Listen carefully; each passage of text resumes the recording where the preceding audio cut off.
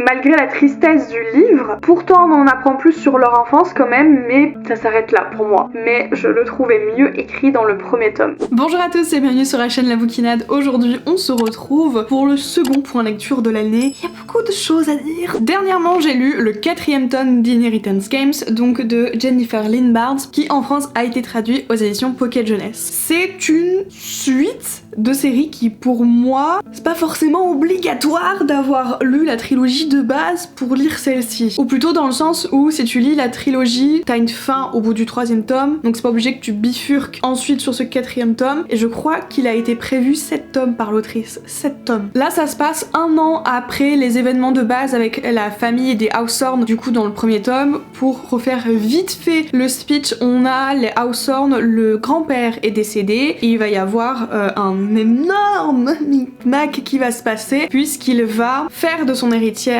principale, celle qui aura le plus gros de sa fortune, parce que c'est un riche milliardaire, Avery Grams, qui n'a rien à voir avec cette famille-là. Et donc elle va se retrouver propriétaire de la grande maison, enfin ce n'est pas maison, c'est limite un château le bordel, et énormément de fortunes qui vont à côté, beaucoup d'actions, etc. etc. Pour qu'elle puisse vraiment être la propriétaire de tout ça et vraiment accéder à cette fortune, il faut qu'elle passe un an avec la famille Hawthorne dans ce fameux manoir, et c'est que un an après que du coup elle pourra être officiellement l'héritière de cette richesse. Les petits-fils ne sont pas du tout d'accord et toute la famille n'est pas du tout d'accord. Pourquoi le grand-père a donné toute la fortune à une inconnue? C'est toute la question qu'on va avoir dans cette trilogie là, avec énormément d'énigmes pour comprendre le pourquoi du comment, et parce que le grand-père adorait fonctionner en énigmes. On peut dire quelque part qu'il éduquait ses petits-enfants au travers d'énigmes. Parmi du coup ses petits-fils, il y a Grayson qui lui a été vraiment éduqué pour qu'il soit le successeur de son grand-père. On va avoir aussi Jameson qui lui est le frère, on va dire le plus téméraire, dans le sens où c'est quelqu'un qui recherche vraiment beaucoup les sensations fortes. Donc ça se passe un an après la trilogie.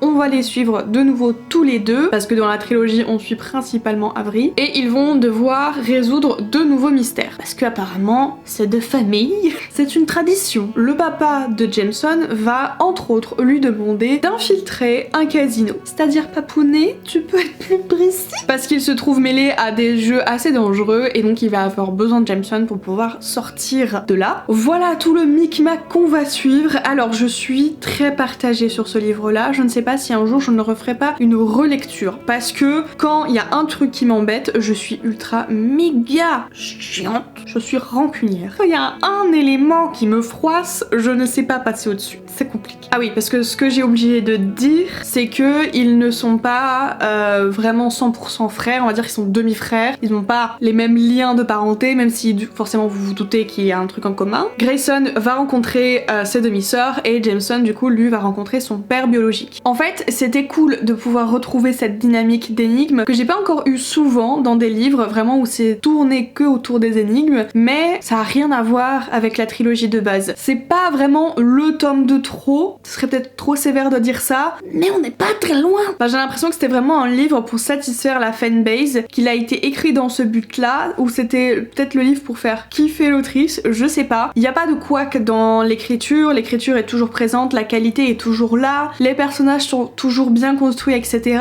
Mais déjà par exemple pour ces personnages là, je trouve que dans l'évolution par rapport à la trilogie, on n'allait pas très loin et ça ne nous apportait rien de plus. Pourtant on en apprend plus sur leur enfance quand même, mais ça s'arrête là pour moi. Je reste vraiment sur ma faim sur ce tome là, et j'ai un peu peur de la suite, et je sais même pas si je vais vraiment continuer la suite. Vraiment, je suis vraiment premier degré quand je dis que je vais certainement le relire, parce que peut-être que du coup le fait que je me rends compte qu'au bout de 100 pages ça va pas plus loin que la trilogie de base, c'est ce qui m'a vraiment freinée, et j'ai un peu peur du coup des prochains tomes que l'autrice pourrait sortir sur cette histoire. On poursuit maintenant avec un Delinda Dane avec Highway to Us, publié évidemment chez les éditions Hugo Roman, donc c'est de la New Romance. Je ne vous apprends rien avec cette maison d'édition. C'est le 2e livre que je lis de Delinda Dane. Le premier que j'avais lu c'était Scottish Rhapsody, que j'avais absolument adoré. Alors je sais que cette histoire fait partie, enfin du moins est issue d'une autre histoire que j'ai pas encore lu, mais c'est un peu comme les Campus Driver, si tu lis le tome 2 avant le tome 1, en soi, il y a pas énormément de problèmes, vu qu'à chaque fois tu retrouves des personnages différents. Mais je sais pas si Love Charlie, du coup, ça fait partie de la même histoire, du même groupe. Bref, revenons à nos moutons. On est dans un salon de tatouage qui s'appelle le Starway. Le salon de tatouage est à Pasadena et on va avoir 3 tatoueurs, dont un qu'on va suivre. Il s'appelle Hollister et Hollister McDonnell a sa réputation qui le précède auprès des femmes, celle Don Juan, on va dire ça poliment. En réalité, c'est plus que Hollis s'est donné le change en public. Il aime plaire aux femmes, il aime cette relation, on va dire, qui est présente, mais c'est pas non plus quelqu'un qui s'engage sur beaucoup de relations, voire qui a vraiment beaucoup de relations, puisqu'il a eu une relation qui est allée assez loin avec une première vraie compagne, dans le sens où ça a duré longtemps et ils ont construit certaines choses ensemble, et c'est vraiment une très grosse blessure du passé qu'il a du mal à refermer et à passer à autre chose. Mais c'est une personne qui cache sa tristesse par beaucoup de blagues, par beaucoup de sourires. Je sais pas si vous avez des personnes comme ça dans votre entourage, mais moi c'est le cas. Par le rire, en fait, ils vont cacher leur mal-être, et donc c'est le cas de Hollis. Un jour, il va faire la rencontre du personnage féminin. Elle s'appelle Sawyer, et pour payer ses études à la fac, elle a un petit boulot en tant que serveuse. Ça se passe pas très bien parce que son patron ne comprend pas trop que, en tant que femme, elle est embêtée H24 par la jante masculine qui est hyper grossière avec elle. Et quand elle les rembarre pour les remettre à leur place, son patron, au lieu de la soutenir, il lui dit qu'elle fait fuir les clients. Monsieur, je voudrais pas vous rencontrer parce que j'ai envie de vous mettre une petite tarte. Pas une tarte à la crème. Alors je sais plus exactement comment ça se passe, mais en gros ils vont se percuter et donc elle va tacher les vêtements du monsieur. Suite à ça, elle va se faire virer carrément par son patron qui en gros lui dit oui c'était la fois de trop, t'as pété du verre machin. Bref, il la vire. Hollis essaye de la suivre un peu dans la rue pour s'excuser de tout ce qui se passe, etc. Quand même il trouve que c'est pas à lui de s'excuser parce que c'était elle qui était dans la lune, patati patata. Bien sûr. Son patron est un petit peu excessif, hein, on est d'accord. Elle va le rembarrer. Lui ça va pas lui plaire et le jeu du chat et de la souris va commencer. J'étais vraiment hyper contente de retrouver la plume de Delinda Dane. Je trouvais toujours qu'il y avait ce truc rafraîchissant, mais je trouvais que même si dans Scottish Rhapsody j'ai aimé justement les clichés qu'elle a pu émettre, là je les ai trouvés peut-être un peu trop abrupts, pas assez développés peut-être. C'est plus les clichés dans la manière dont fonctionnent les personnages plus que dans les grandes lignes de leur vie ou dans le scénario de l'histoire. Pas vraiment ça, c'est vraiment les caractères des personnages que j'ai trouvé pas assez développés et un peu trop survolés, et j'ai l'impression d'être ultra méchante en disant ça, mais en fait j'ai levé les yeux au ciel un nombre incalculable de fois. Je trouvais que pour le coup, Sawyer, qui a vraiment du mal à faire confiance au sexe opposé, lui fait confiance relativement facilement. Qu'on croit au coup de cœur ou pas, c'est même pas un coup de cœur qui se passe ici, mais j'ai trouvé ça un petit peu léger. Et même lui, Solis, qui est dans un cas de figure hyper difficile parce qu'il fait le deuil d'une relation et le deuil d'autre chose, je trouvais vraiment qu'il l'a trouvé vite, s'amuse entre guillemets. Ouais, je pense que pour moi ça a manqué peut-être un petit peu plus d'intensité ou de profondeur. À la base on nous dit que c'est un peu une histoire sur un slow burn. Je trouve que le slow dure pas non plus nécessairement longtemps, le burn arrive plutôt vite. Mais je peux pas dire non plus que c'est dès le début, c'est un peu en entre-deux. En fait le fait qu'ils arrivent vite ensemble et qu'ils soient inséparables, ça arrive plutôt tôt dans le roman, et ensuite on va remonter dans leur passé. Soit c'était parce que avec Scottish Rhapsody la barre avait été mise très très haute et du coup là peut-être que en termes d'intensité d'émotion c'était un cran en dessous, ce qui fait que du coup j'ai du mal à comprendre pourquoi il y a une telle différence. Mais en bref, je suis restée un petit peu sur ma faim. J'ai rien de plus à vous dire sur la plume parce que c'est toujours quelque chose de fluide. Il y a quand même de l'humour, c'est quand même un peu moins présent qu'une CS Quill dans Campus Drivers ou Alicia Garnier et Alfreda Ivy dans les Rebel University, mais il y en a un petit peu. C'est quand même une bonne lecture que j'ai lu plutôt vite. De toute façon les romances en règle générale je les lis très vite. Je pense que je vais quand même me pencher du coup sur l'autre tome où on y voit deux autres personnages qu'on nous a cités dans ce roman là, histoire de me faire mon avis entier sur cet univers. Ensuite nous avons un livre qui m'a fait chialer très fort.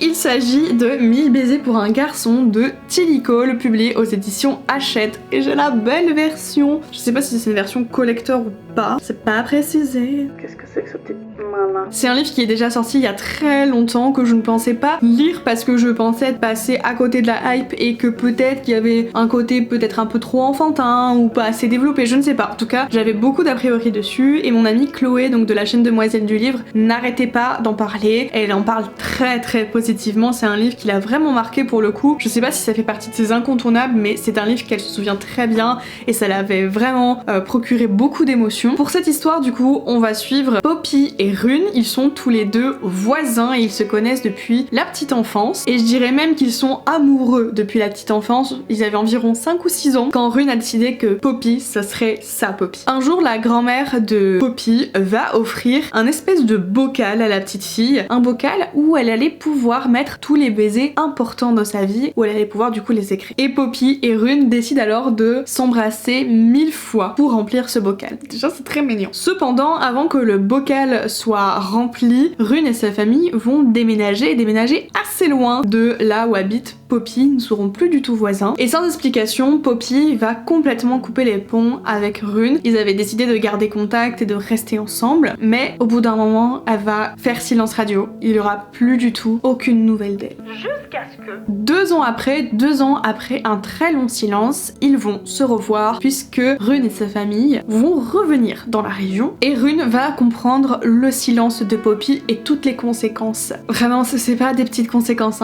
qui vont avec. Et je vous dis une dernière phrase pour ce résumé. Est-ce que la vie leur donnera assez de temps pour remplir ce fameux bocal? Je me suis énervée pendant ce roman. Je suis pas énervée parce que c'était mauvais, c'était hyper bien écrit, c'était une écriture fluide, douce et à la fois juste dans la tristesse des moments et dans la réalité de ce que pouvait vivre le personnage de Poppy. J'ai bien aimé aussi le contraste avec Rune qui évolue complètement différemment du petit garçon qu'on a pu avoir au début du roman. C'était un roman hyper poignant. Y a pas d'autre mot, vraiment c'est un roman poignant. Je trouve que dans le style de Tilly Cole, j'ai encore rien lu d'autre d'elle, mais elle a une plume très poétique, très douce. Elle avait des descriptions, c'était hyper évocateur. Les émotions sont hyper saisissantes, ça je peux le confirmer. Et c'était vraiment spécial parce que j'avais peur, parce qu'au début vraiment tu sens qu'il y a des émotions fortes qui viennent toutes les pages. Et j'avais peur que ce soit trop. Non. Comme dit le bouquin, mon cœur a failli exploser. Il y a une grande empathie dans les sujets qui sont abordés dans le livre. On nous parle du coup de la maladie, donc de l'enfance, de l'adolescence au passage adulte, de comment on va construire sa vie, de la gestion de ses émotions. Et malgré tout ça, en fait, malgré la tristesse du livre, il y avait beaucoup de beaux moments, mais positifs, de moments vraiment qui te donnent le sourire, des beaux moments d'espoir en fait. Je pense que c'est un des livres que j'oublierai pas. C'est un des livres qui m'a fait réellement pleurer et pas juste avoir les larmes aux yeux. Et je suis très contente que malgré toutes ces années, j'ai quand même réussi à passer au-dessus des préjugés que j'avais et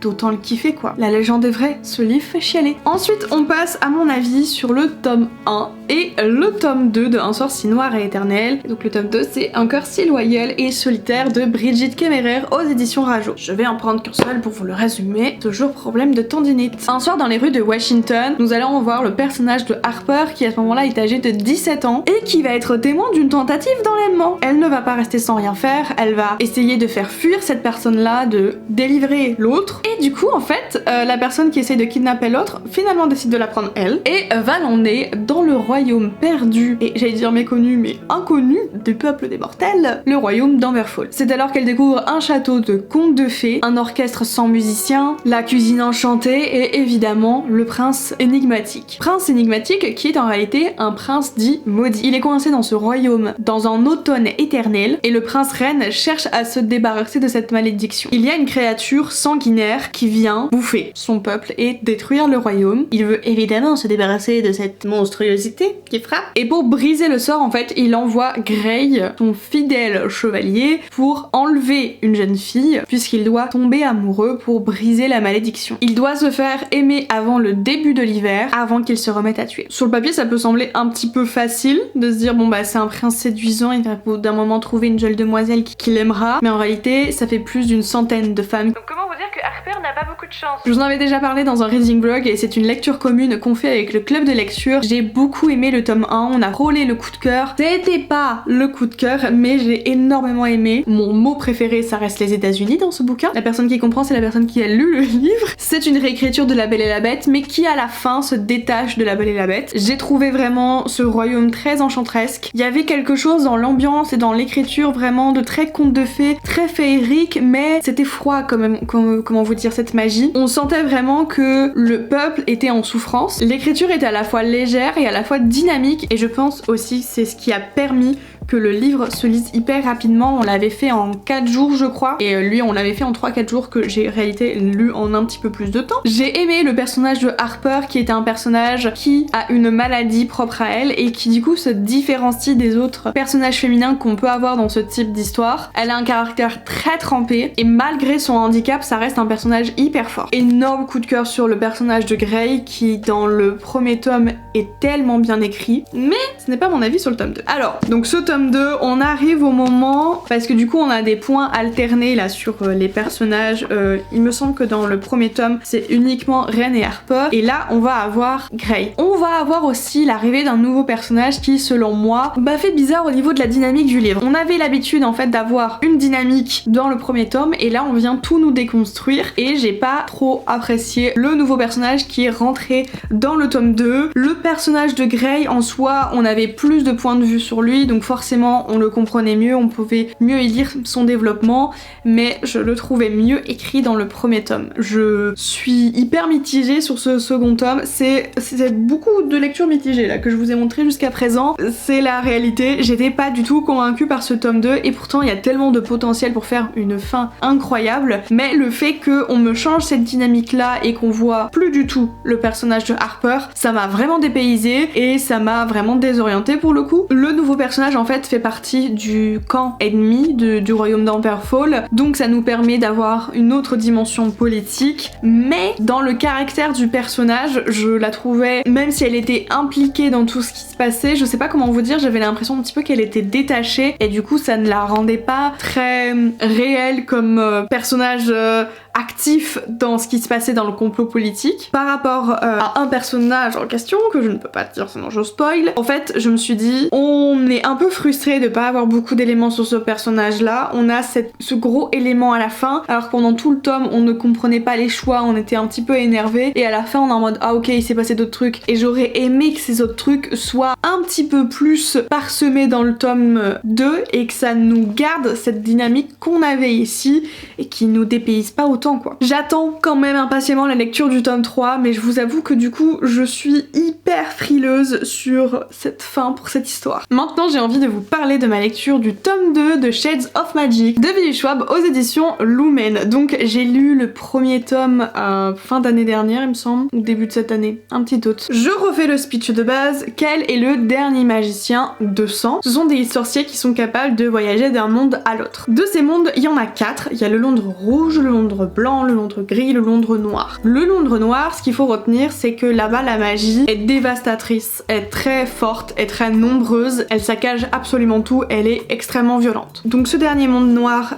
les autres ont décidé de couper tout lien avec lui, et donc depuis cette contagion, il est impossible et il est interdit surtout de faire voyager un objet d'un monde à l'autre. Kel va quand même décider de prendre le risque, il va décider de défier la famille royale, famille qu'il a adoptée, même s'il aime de tout son cœur son frère adoptif, il n'est pas très content. Il va finir par commettre l'irréparable, il va emporter avec lui une pierre noire comme la nuit, jusque dans le Londres gris. Et une jeune fille du nom de Lila va décider de faire un truc pas cool, elle va décider de lui subtiliser. Et là, à ce moment exact, le compte à rebours est lancé. J'ai énormément aimé le premier tome, j'ai encore plus aimé me plonger dans ce second tome, avec des personnages qui rêvent de piraterie, qui viennent de la royauté, qui se donnent corps et âme pour la contrebande. Je ne me suis pas ennuyée un seul instant dans ce second tome. Je trouve que la plume de Billy Schwab, contrairement au livre précédent que j'avais pu lire, donc La vie invisible d'Adi Larue, dans cette série-là, sa plume est pas autant poétique, elle est beaucoup plus percutante. Elle y anime des personnages très charismatiques, très réalistes et très attachants. J'ai